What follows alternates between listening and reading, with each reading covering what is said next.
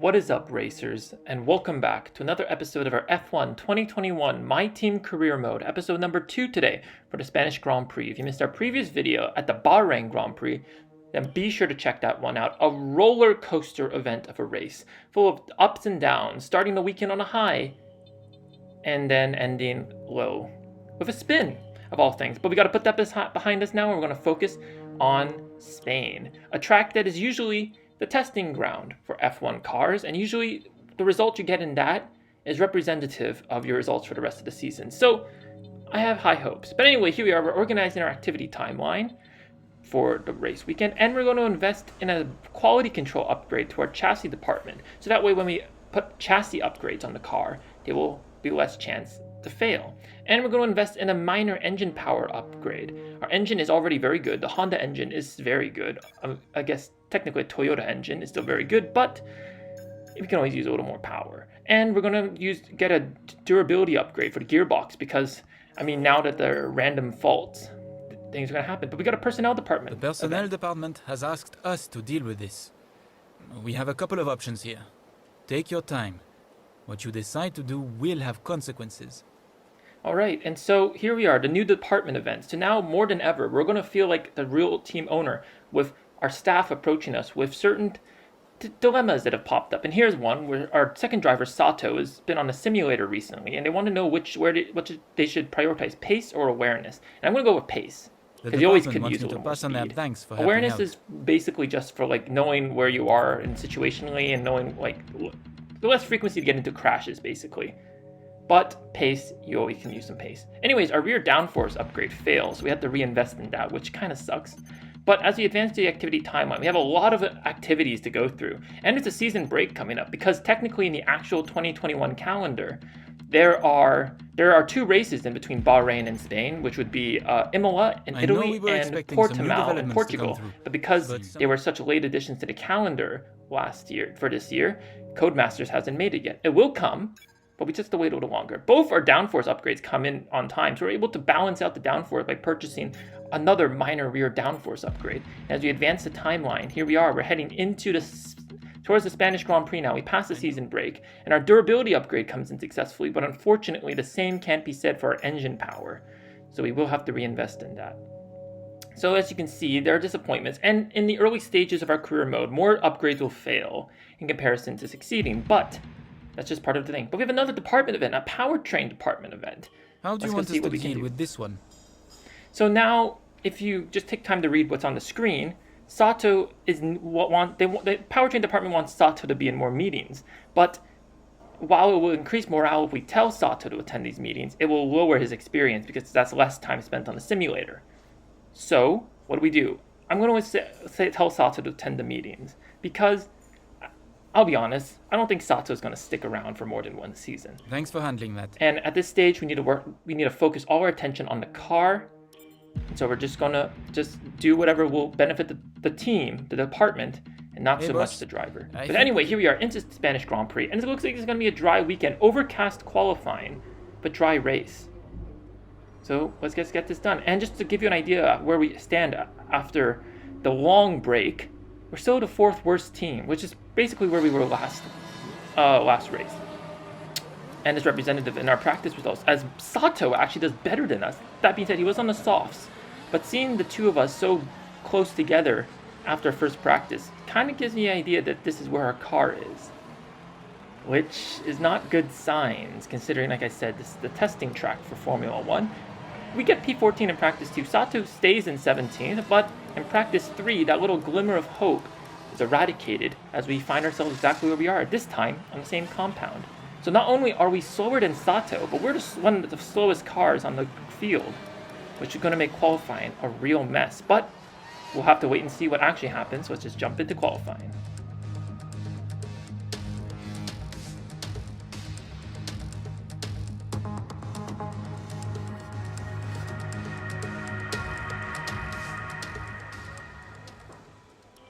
So here we are into qualifying at the Circuit Barcelona Catalunya, and we're going to go with the same setup we had in Bahrain, because it did work out for us very well. But here we are onto our first flying lap, and as you can see, wash of understeer as we go into the gravel trap exiting turn 16, into the long right-hander of turn 3. We go very wide.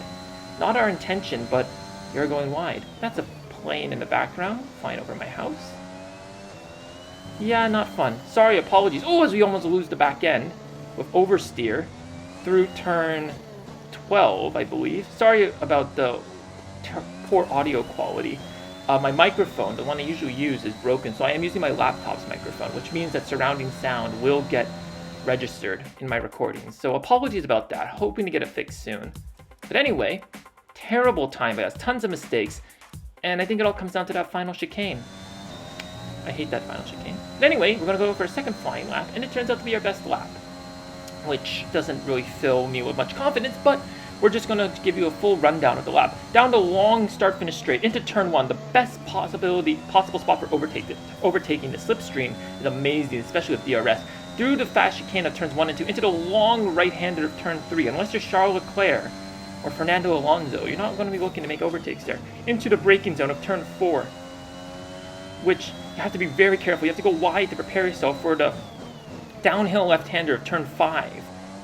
But very easy to go wide out of turn 4. Into turn 6, a little kink. Into turn 7 now. This weird chicane that has an elevation change. Very easy to lose the back end if you get on the power too early. Into the blind right-hander of turn 9, up the hill.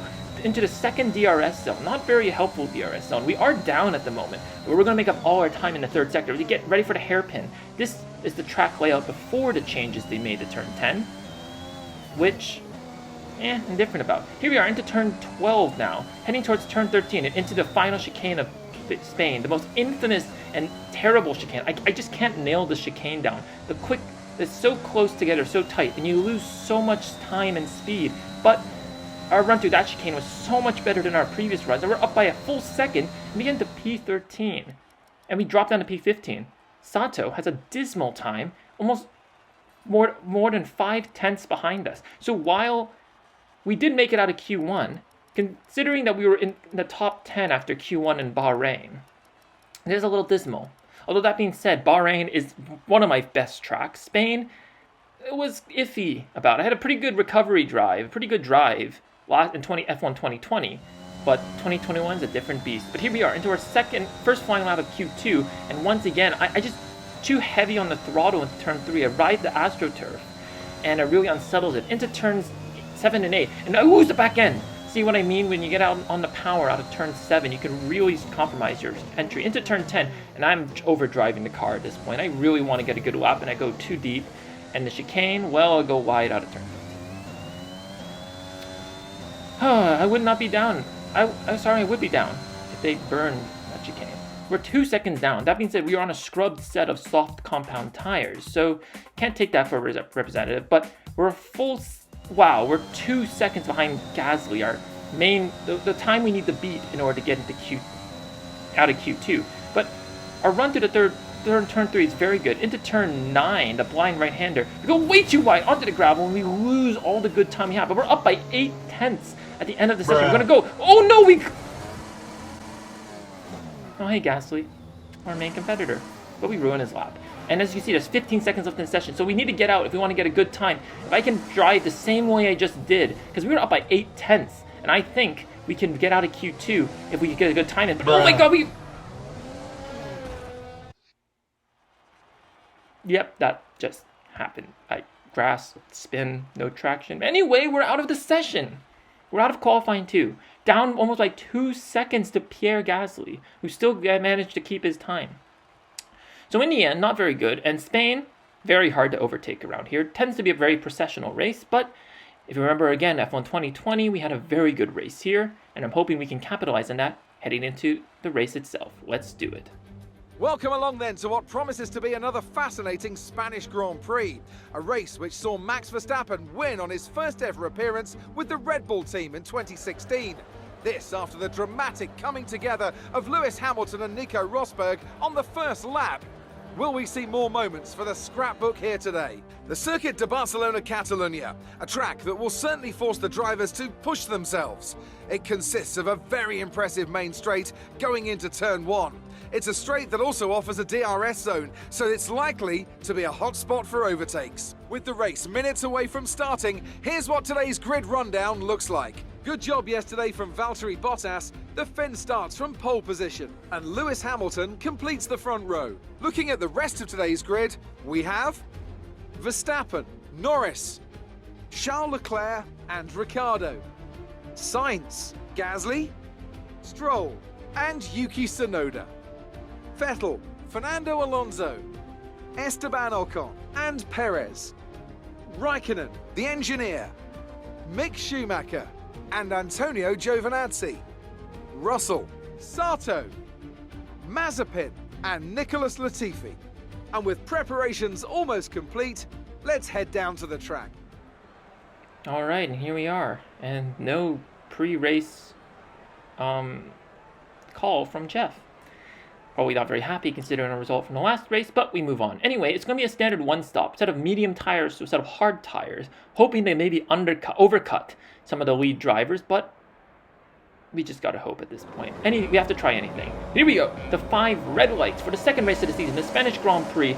Lights out, and away we go. And it's a brilliant start. We beat Kimi Raikkonen off the line. Sergio Perez is way down the order. This is weird. I don't remember then the announcer saying he had an engine penalty. I'll fix that in post. We're gonna dive down the outside of... No, we're not. Ocon defends the outside, so we're not able to get a very good entry. Into turn 2, Perez passes, and Raikkonen is on our right. We try to take turn 3, trying to cut him off, but we go way too wide. Wash of oversteer. The car. I feel like I'm driving a different car in comparison to Bahrain. The car feels terrible. And sorry, it wasn't Raikkonen, it was Giovinazzi who was trying to go around our outside. Tries again in turn 4. That red proximity arrow was blinking as Gio is desperately trying to get past us. We're doing the same as Sergio Perez, trying to go around turn 6, but 5. But we go way too wide, and that just opens the door to Giovinazzi, who, as we try to go around turn 7, he defends the inside perfectly, positioning his car beautifully, and we just decide in. So after making up 2 places at the start, we end up back where we started. So not optimal, because the first lap, they say don't try to win the race on the first lap, but when you're down in P16, you have to do something. But as you can see, Ocon defends the outside very beautifully.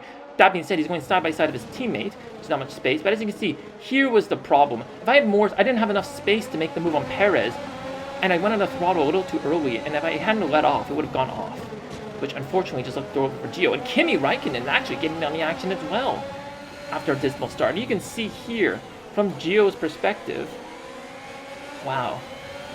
The fact that I used 3 different reds on the car by accident is terrible, and unfortunately I didn't notice that until halfway through my recording of this season.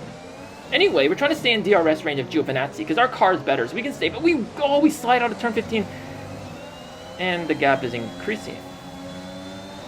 God, I hate this final chicane. I mean, I can't imagine what the F1 drivers must feel like, because it is just terrible in the F1 game to drive on that chicane. I don't know how to do it, but anyways, we're defending the inside of turn 1 from Kimi Raikkonen, who is in our slipstream, even though DRS isn't active. We still need to... Slipstream is so powerful in the run to turn 1, so we need to defend very well. Into turn 7 now. We almost lose the back end again. I don't know what it is. I mean, I never really lost the back end that much through that turn last year. So it's not bad. But anyway, here are lap 5 now, and now DRS is active, and Raikkonen, look at that, the Alfa Romeo, we're a better car than the Alfa Romeo, but yet with the DRS, he is just flying. We have to defend the inside. Thankfully, we fend him off. But with that added pressure, we'll probably force us into a few mistakes. We head out of turn 9, not very good run. We get DRS on Giovinazzi, the first time this race we've got DRS. But unfortunately, the run to turn 10 is not a very good overtaking spot, unless you're on the inside. Here we are, into the chicane again. Very decent run. Oh, we go a little wide on the sausage curve. It propels us into the gravel trap, and the gap is extended. Lance Stroll pits already, so he must have had some damage or something. I just can't see that. But Raikkonen, look at the speed on that Alfa Romeo. The DRS, as you can see, that terrible run going into the gravel trap just exposed us to the Alfa Romeo driver, and the 42-year-old Finn passes us with ease. This is just painful. Oh, I hate that. Oh my god, we lose the back end again. And the gap increases. We're out of DRS range in the best overtaking spot on the track. I am... burn the chicane. George Russell, if you're listening to this, I know you're the president of the I don't even know what they're called, but the Drivers Association. Held on the burn the chicane. Anyway, Jeff tells us to stay out a little longer on our medium compound tires, which I think is the best move. I mean, we're just outside the points at this point. If we can get some good laps in, then we can maybe, you know, extend our chances. But Lando Norris, who just pit now, is way behind us. We lose the back end through turn 11. Into turn 12, we leave the inside open. But Lando, he's coming in. We're going to defend him. We're going to cut him off into turn 13. And Lando's not going to be happy about that move, but there's nothing we can do. But unfortunately, we're not going to be able to hold back Lando Norris just yet. I mean, their Toyota is not a very good car as of now. And the McLaren is, well, it's almost the third, maybe the second best car on the grid, as Lando just flies past us with the DRS. No point defending against them. I mean, if we do that, we're just compromising both our races. You have to let the faster cars by. Maybe you can benefit on some slipstream and some clean air, and maybe get the move done. But as you see, going wide out of turn 3, we're still, speaking of dirty air, we're in Lando's dirty air, and Charles Leclerc dives on the inside of turn 4. We give him the space, and we just don't fight it again, because again, the Ferrari is a faster car. And there's no point. I mean, what pride do we defend at this point? This is our second race. We'll have plenty of opportunities. Wow, the wrong shade of red there really is exemplified. Anyway, here's the Lando's move on us, but as you can see, we defend, this is the lap prior. No, this isn't actually. Sorry, this is Sato. Wow, pulled a Crofty there. And he's having the better race. Look at this. He's fighting Daniel Ricciardo. They were going side by side from turns 3 towards, like 4 turns are going side by side. This is a brilliant bit of racing. Unfortunately, Daniel Ricciardo does pass our younger teammate because his car is better. But Sato, I mean, to go up against a 7-time race winner, as one of the lowest rated rookies, F2 drivers, that was very impressive. I'm impressed. And those pace upgrades that we made to Sato most definitely helped him in that battle. I'm impressed. But obviously, Sato had to let him go. And at least our teammates having a better race than us, because like, we can't even compete. Here we are behind Charles Leclerc. They're being held up by Raikkonen. Raikkonen goes wide! The AI made a huge mistake out of that corner. What happened there? He almost ran into the side of Charles Leclerc. I've never seen that before. As they go wide through turn 3, because I'm just too engrossed in that battle. It's great to see that Codemasters have injected the AI with player mistakes. As you see, Raikkonen just locks up because he goes straight. Lets Norris through and Leclerc, which is bad for us because Raikkonen was holding up the 2 faster cars and keeping us within the DRS range. As you can see from this camera angle, the left front tire locks up, and as a result, he just goes straight. Lando doesn't feel the effect, but Charles almost, gets close and personal with the former Ferrari driver. Not going to be very happy about that. Yeah, there you go. There's confirmation of that. Anyway, Ricciardo passes us. He passed Mick Schumacher in the Haas. And, well, I wish I could say we put up as good a fight as our teammate. No, we didn't. We just let him by. Defending against that because, well, yeah, there's no point. It's only lap 14. At this point, I feel like I've been driving for at least 2 hours at this point. This was not a fun race in comparison to Bahrain. But as you can see, Ricciardo and Raikkonen, great scrap between the two. Raikkonen's holding up the faster McLaren. So while he wasn't able to do it with Ricciardo's teammate, he's able to do it for us now. And we're able to stay in DRS range like this. So hopefully this battle keeps going. But on lap 4, at the end of the lap, Raikkonen pits and unleashes Daniel Ricciardo to tons of clean air. Right. And Raikkonen's definitely trying to undercut us. I mean, that's the point. I mean, here we are, we're back in P11, but by no respect to our, not to our own ability. No overtakes. It's literally just pit stops. And everyone's pit behind us.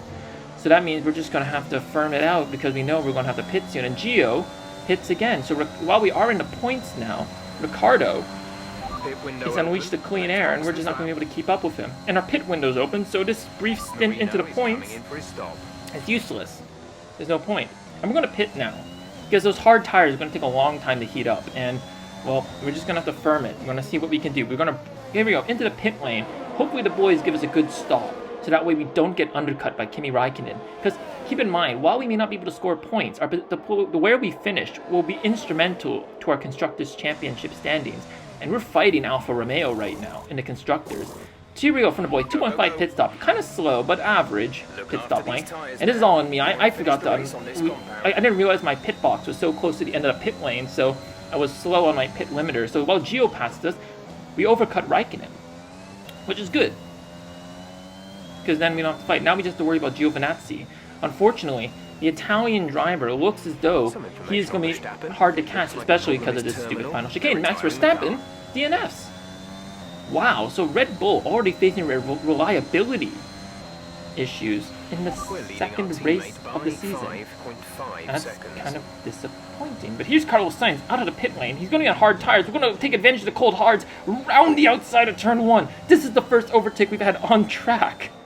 It's amazing. Well, let's look at Max Verstappen and see exactly what happened with his fault. As you can see, as he exits turn 2, he's going very slow. The yellow flags are already being waved. And yeah, there's a problem here. And as you can see, smoke starts popping out of the engine. So one of the engine components...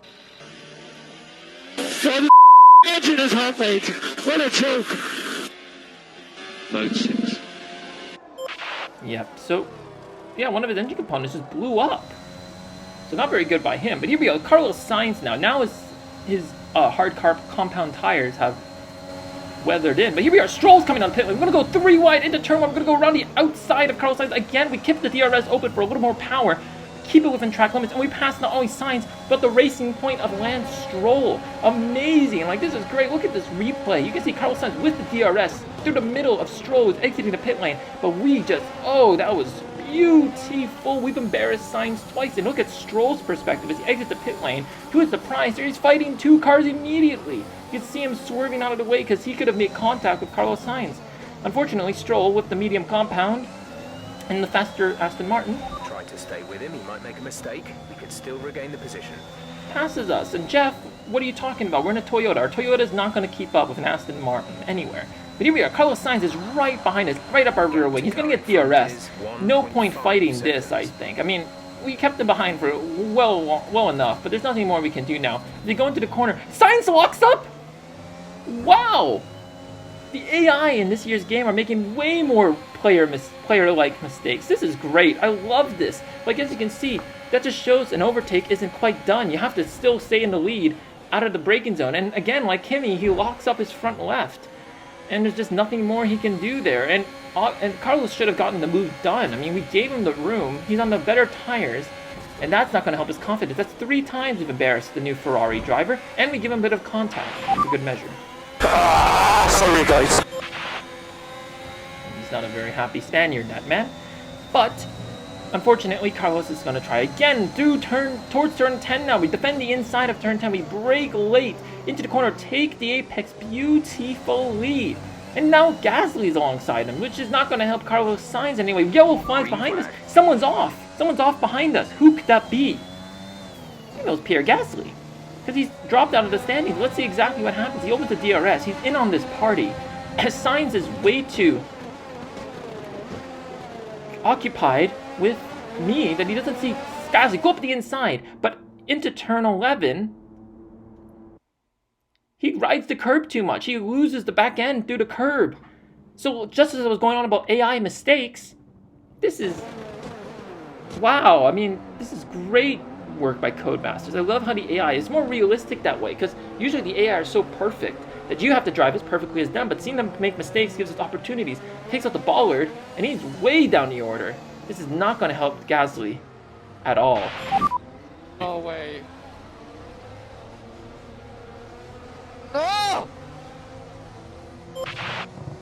Not a happy Gasly, but anyway, that's one less competition out of the way, and Sainz, indirectly, look at that, Gasly, as he slides off the track, he slows Sainz down and extends the gap. So we're able to extend the gap to Raikkonen, but unfortunately, Gio, well, for one, he's driving the final chicane a lot better than I am, and there's nothing we can do. There's nothing we can do. We need to beat Gio, because then we'll affirm P8 in the Constructors, and that's what we need, because remember, our goal is P8 in the Constructors Championship. Yellow flags. What? Wait, why Gio going off the track? No, this can't be happening. No, I have not willed into existence, have I? I have. Ha!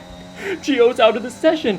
That's one less Alfa Romeo. We've taken P12, and that's going to be better than our P15 in Bahrain.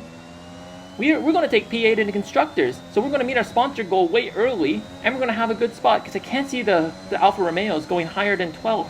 on any race day, even after a chaotic race. We defend the inside from Carlos Sainz again. Sainz is just unable to pass us, and we need him to stay there so that way he can act as a bit of a barrier between us and Kimi Räikkönen. But now blue flags are being waved as now the Mercedes are coming up to us. Sainz is trying to pass us. Thankfully the blue flags come out and he has to pull off to the side. We're going to do the same and wait for Bottas to pass us. But Bottas is taking his sweet time to come down. We come back in minus upstream. We make contact with his gearbox.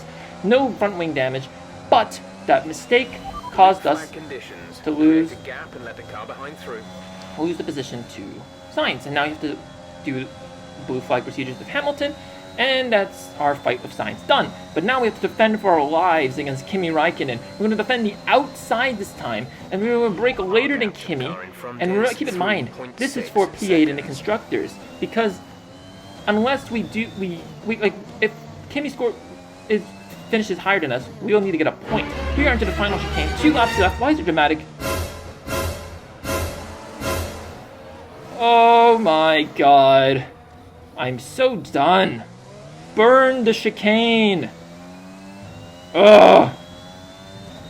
So we lost this battle to Kimi by our own fault. We spin on the sausage curve. And now Sato passes us too. But I just gotta show this. It's actually kind of funny. As you can see, we're going to the final chicane. The camera angle is showing. We spin and they're waiting for us. They're like, where's the car? I feel so bad for this cameraman. It's like, what happened?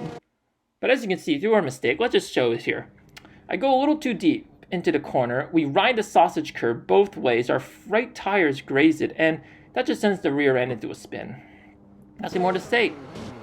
Spain without the S strikes again. And without the A either. And here's from Sato's point of view. And he'll see just, bruh, we just go off. And unfortunately, unlike last time, we don't really stop the cars behind us. We just get out of their way. And that's the race. Valtteri Bottas wins the Spanish Grand Prix, but unfortunately for us, we've lost P8 in the constructors, and now our worst dreams are realized, because now the only way to secure P8 is to get points. And in a Toyota, that's going to be very hard. I'm so glad to get rid of Spain, and I'm not looking to next season when I'm going to have to race here again.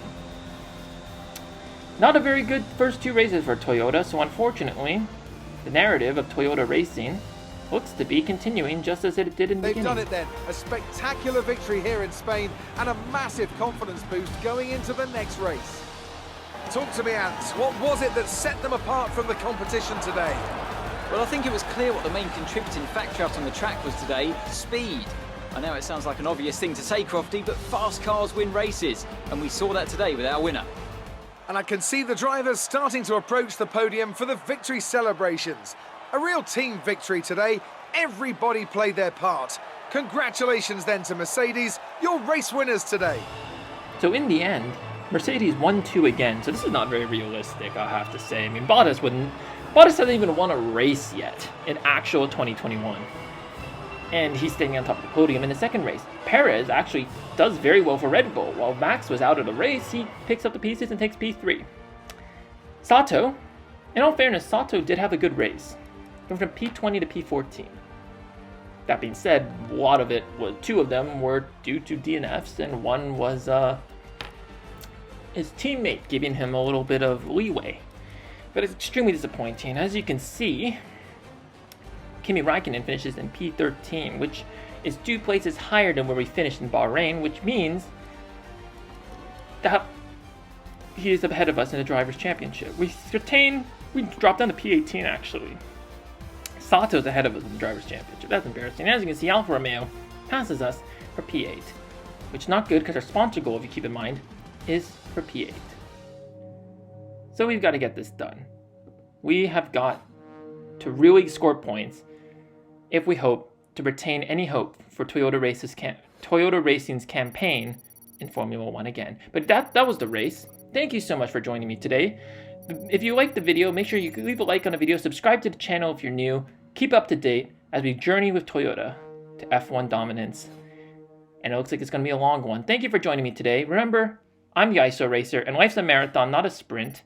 Make sure you win as we head into Monaco. Oh crap.